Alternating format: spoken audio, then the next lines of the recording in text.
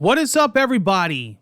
Welcome to the year-end series awards for 2021, my year-end annual series. We have come to the final segment of our series, the big one, the grand finale, the one I call the end of the year big special. The video that I actually work on all year, starting from January. My video game of the year. My video game top 10 list. Video game of the year awards. And I think I made it a little bit extended this year. Plus I have honorable mention. So we're going to go from the bottom to the top all the way to the winner. You know the drill. You know how I do my game of the year. I talk about each entry. I talk about what system I played it on. If it's multi-platform. That's how I do my Game of the Year awards. Unlike other Game of the Year award shows, this one includes every game that came out this year. I don't have a cutoff date like a lot of these other stupid shows. So if the game came out this year, it's included. Let me give you a little background history if this is your first time watching the Game Awards, because I've been doing this since the beginning of YouTube. I play almost everything. I play hundreds and hundreds of games a year. I spend in the high thousands of money on my own games. I play every PC game, every indie game, every mobile game, every Switch game, every PlayStation 5 game, every Xbox Series X game, every PS4, Xbox One, whatever the newest update is, whatever the newest upgrade is. People from IGN, people from like these big game journalists, I blow them out of the water. They have a whole team that they separate to play games. I do everything on my own. I don't have a team here. I'm a one-man army. Okay? I'm a one-man army. What they probably play in a month, I play in a week. What they play in a year, or what they play in a week, I'm already surpassed that. You know what I mean? Like, it's mind-boggling what I juggle. So I have a lot of this experience and a lot of this testing and comparison of games. And, you know, a lot of times I push the controversy out. I push all this baloney out that comes with each game. And I sit and I really play each game, and sometimes off camera, sometimes live on stream. Sometimes, you know, I back it up, archive it on my channel. You can watch me. I try to interact with the viewers. I try to get their feedback. I try to get, you know, a sense of what the real players are saying. Not these shills that get paid, you know. The real people actually paying for the games and playing them. And I really take the time all year and I examine these games and play them. I notice a lot of these, I'm not going to say names, but a lot of these people that make a living just talking about Reddit articles and reading tweets, and that have the personality of a log. A lot of these people don't play the games they're talking about. They just get on the bandwagon and they just talk about them. Like, oh, I'm going to talk and cut up Avengers because it's a popular thing to do, but I don't play it. That's not me. When I talk about a game, I may be reading an article, but I played the game. I played the DLC. I played the expansion. I played the update. I played the change, the nerf, the buff. See, I'm there. I've experienced it. So coming from me, it's a lot different than these guys just reading Reddit articles and forums and tweets. I'm playing the game. With that introduction and housekeeping, let's give you my Video Game of the Year awards.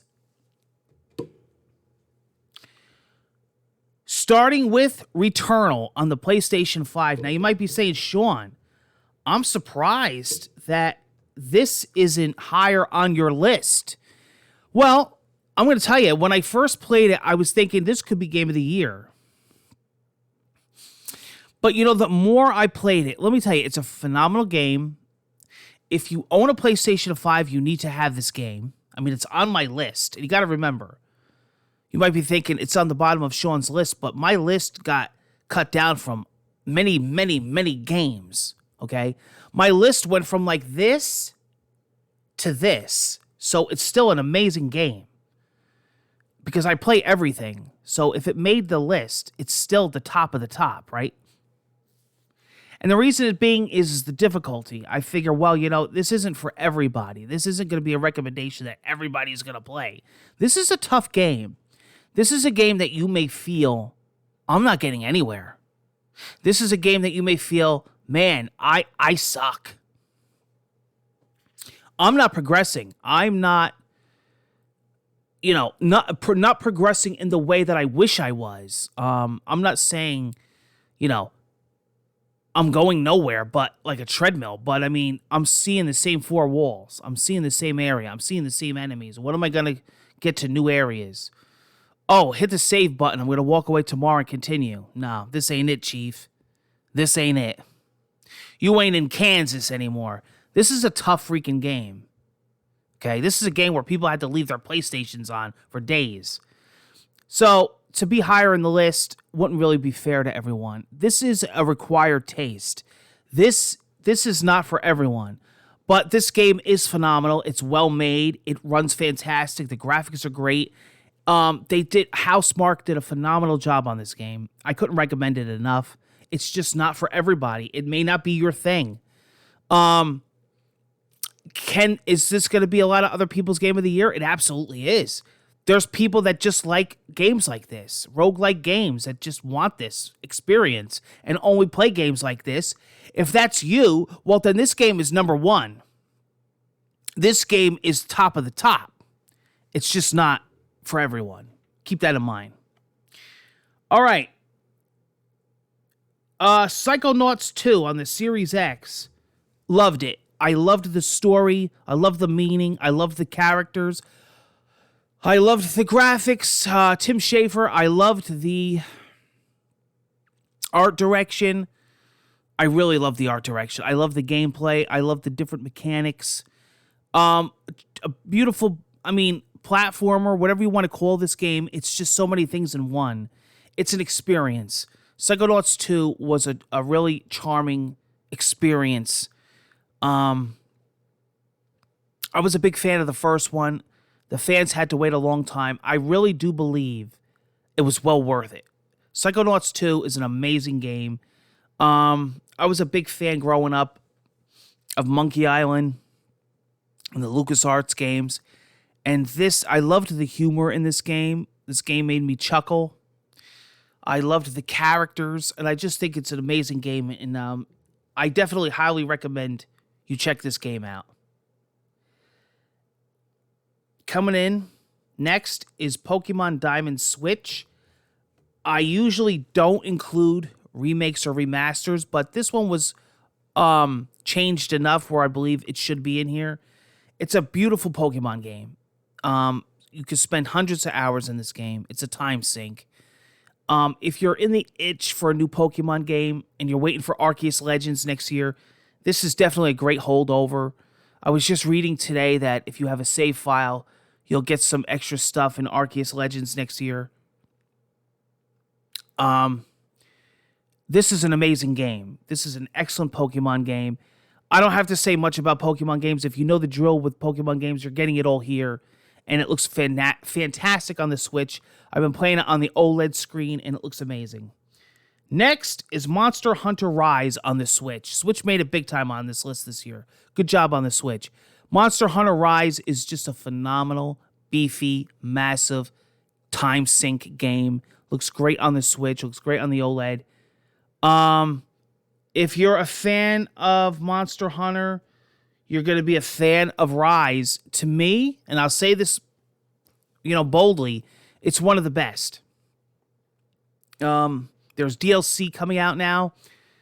There's amazing stuff in Monster Hunter Rise, and it seems like the game never ends. It's like bang for your buck.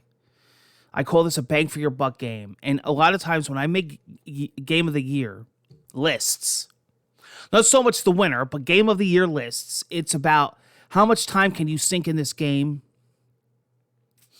and how much time did you enjoy out of this game, and are you still going to go back to it throughout each year? That's a big, instead of being one and done with it. That's fine. Maybe I'll replay it again down the line.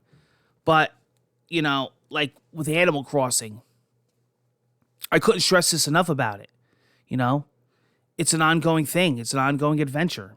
Especially with the seasons and the updates and the holidays. So I really do think that Monster Hunter Rise has that much to it that you could keep going back. Plus now with DLC and expansions. It Takes Two on the Xbox Series X. This game won multiple awards this year. It's on a lot of people's Game of the Year list. This game really did something that other games I don't think ever did. Or did it to perfection. I mean, couch co-op, playing it with somebody, working together, thinking together, not being able to just play this solo. You have to have somebody with you.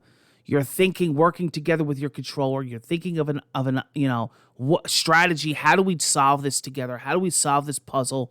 Let's plan this out. Playing it with somebody family time, a game that normally a person that's not into video games would play. I found a lot with this game. The art direction was fantastic. The story, the humor, the characters. A lovely game. I think everybody should experience this game. This is another game that I think everybody should at least play and experience. I really do. It Takes Two. Very worthy of the awards it's been getting and the praise. Deathloop on the PlayStation 5. Story about this game, it was my game of the year for a long time. As the year goes on, I make checklists with stars of what's leading so far. And I'll be honest with you, for weeks, this was the winner. I fell in love with this game. I really did. The funny thing is that, and this happens a lot, I was hyping this game and I was looking forward to this game since its first announcement, but I didn't think it was going to be as high as it was until I started playing it. And then I really, like my second session or third, whatever, I said, dude, I'm hooked. This game is great. This game is tough in a Returnal type way. But with Deathloop, I found it a lot different. I found that I was progressing more easier. I found that every loop was completely different. I found that I was gaining experience better compared to Returnal. I felt that it was more like I'm getting somewhere, and I want to keep playing. I liked the progression system. I liked trying new methods on each stage. I liked collecting things. I liked the characters. The graphics were fantastic. I liked the gunplay. I liked everything about it. Deathloop is another phenomenal game. You need to try it. Even if you're not into games like Returnal, I would say try this game. I would say this game might change your view of looped games. I think that this game does it right, but it does it different. Metroid Dread on the Switch. A phenomenal game. Phenomenal Metroid game. A game that looks phenomenal on the OLED screen of the new Switch. It's the Metroid 2D game that we've all been waiting for. Even better than Samus Returns. The 3DS title. This is a really great game. This is another game that's going to be on a lot of people's winner of Game of the Year. And rightfully so.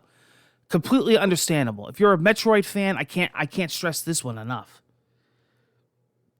Resident Evil Village on the PlayStation 5. This is another one that had a check mark for the longest time, honestly, until recently, as my game of the year. I was really debating this one. I said, I wonder if I should just give it to Resident Evil. You guys saw me every night streaming this. I streamed it every night. I did, multiple playthroughs. I did it as my Halloween special. I love this game. This game is such a good Resident Evil game, but it's such a good game. It was scary.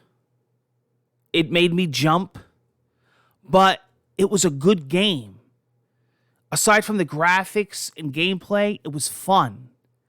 You wanted to progress. You wanted to see what was next. You wanted to jump ahead. When you were tired at the end of the night and you were like, oh, I gotta save my game. No, you wanted to keep going. You wanted to see what was next. You would go to the Duke, which was like this this peddler that would sell you stuff, this big dude. You would want to go to him. You would want to go to the typewriter, save your game, buy stuff from him. You wanted to spend your money. You wanted to upgrade your guns.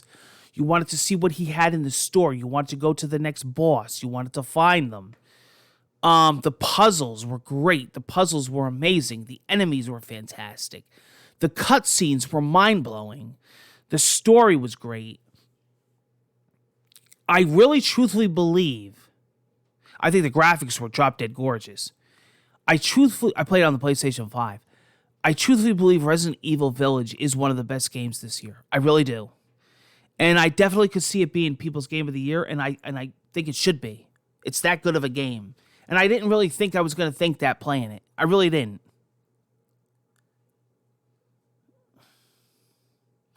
I remember this game came out around my birthday, and I just couldn't wait to play it. All right. Ratchet and Clank Rift Apart on the PlayStation 5. Another game that was my game of the year when I first played it. If you own a PlayStation 5, this is your number one game to own, your number one game to buy.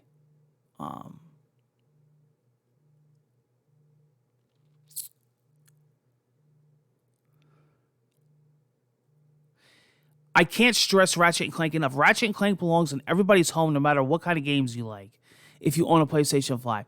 When people tell me, or even family, that they got a PlayStation 5 or they know somebody, I say Ratchet and Clank Rift Apart. You can't go wrong. It's great for every audience. The graphics are phenomenal. It's like a Pixar movie. And it's just play Ratchet and Clank, okay? And as far as being people's game of the year, absolutely. It's going to be a lot of people's game of the year. It's a great game. It's a great, great, great, great game. It's a cute game. It's a nice game. It's to show off your PlayStation 5 new OLED TV screen. Alexa, stop doing the Game Awards. So, Ratchet and Clank, you got to have it. I can't stress Ratchet and Clank enough. PlayStation 5 owner, it should just come with the system. Buy it.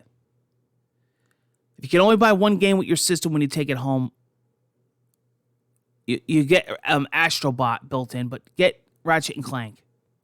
It's great with the DualSense. And the next game is Kenna, Bridge of Spirits on the PlayStation 5 by Ember Labs. These guys are phenomenal guys. I talk with them all the time on Twitter and Instagram. These guys are phenomenal, and this game came out phenomenal. I've been following this game since day one. It was on my What's on My Radar show. This game is phenomenal. Another game that's worthy of Game of the Year. Well worthy. This game had so much influence from other games, but at the same time was unique and made it its own, and you remember it. The gameplay was phenomenal. The graphics may be some of the best I've seen on the PlayStation 5. Another showcase game. Beautiful characters, beautiful environments, beautiful puzzles, hard bosses. I mean, you want to talk about The Legend of Zelda versus like Dark Souls. So many influences of other games. Shadow of the Colossus. I could keep going on and on. It's got elements of everything, but at the end of the day, it's like its own thing. What a game. What a game. That's all I'm going to say. From a smaller studio like they are, this game is top tier. Okay. And number 2 for Game of the Year is Halo Infinite. And this was a last-second change. It was going to be my Game of the Year. Halo Infinite is awesome. The decision that they made to delay this game freaking paid off, dude. Halo Infinite was mere seconds of being Sean Murray and JO8's Game of the Year. I mean, nail biter. This may be cliche. I may have said this in past Game of the Year awards. Oh, second place was mere. Dude, this was thin of moving up. Halo Infinite, a beautiful graphics, beautiful characters, beautiful storyline, phenomenal cutscenes, fantastic free multiplayer. Sure, it's got its problems. It's still got a lot of stuff that has to come out for it. People complained about the battle pass. People complained about the progression. Wasn't a problem to me. I think the multiplayer is great. They're building on it. They're making the playlists. Everybody want it. The multiplayer is the best multiplayer this year. The multiplayer is the best multiplayer. As far as a first-person shooter, Halo Infinite kills it. I loved it. By the way, I thought Call of Duty Vanguard was great. I really liked the multiplayer in Vanguard. I did. I liked the pacing. I liked the progression, the time to kill. I thought Vanguard was fun. But Halo Infinite was the shit when it came to multiplayer. It is phenomenal. It's the game to play. The campaign, excellent. It looks beautiful. It's a showcase for the Series X. They listened to feedback, whatever. The horrible criticism that game got, but they really worked so hard on this game. You can see this game was a passion project. I mean, there's so many Halo fans out there. There's always going to be terrible people. There's always going to be the PlayStation fanboys. You're going to have console wars over this game. You're going to have idiots. You're going to have naysayers, nitpickers. But Halo Infinite there's such a story with Halo Infinite. And I think that they did such a phenomenal job with it. I really do. I think they did a phenomenal job with Halo Infinite. Hats off to Halo Infinite. And my Game of the Year award, winner of 2021, well-deserved. This is years in the making of this franchise. I knew this day would finally come. I said this many years ago. One day this is going to take the reign. We're finally here. The winner of Video Game of the Year for 2021 is Forza Horizon 5. What a game. What a game. What a game. What a game. What a racing game. What a time sink. What a beefy game. What a beautiful, gorgeous, lifelike game. What a stunning game. Forza. What a stunning franchise. One of the best racing series there is. Come from such a long way. I probably spent in this series, in this franchise through the years, thousands and thousands of hours from the 360. You know what? Hats off to Forza. Hats off to all the studios. This is so well deserved. And I knew always, and I've said this before, one day Forza is going to take the top spot. Forza's always in the top, always in the Game of the Year list. It's always in the... One day it's going to win. And you know what? Your time has come. I've debated this for hours, guys. I've debated this in Halo. And I sat and I debated, and I had to give it to Forza because of the hours I put into it. No matter how many hours I put into Halo multiplayer, there's never the same thing with with Forza Horizon 5. It's such a massive world. The cars to collect, the environments, the gameplay, the graphics. Wow. Hats off. Forza Horizon 5.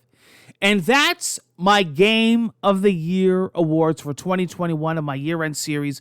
I hope you enjoyed them. Take care. Merry Christmas. Happy 2021. Happy future 2022. Take care to my viewers and subs. Love you. Much more coming in the following year. Let's hope for another year of great gaming. And I'll see you on the next year-end series. Take care, guys. Love you. Be well.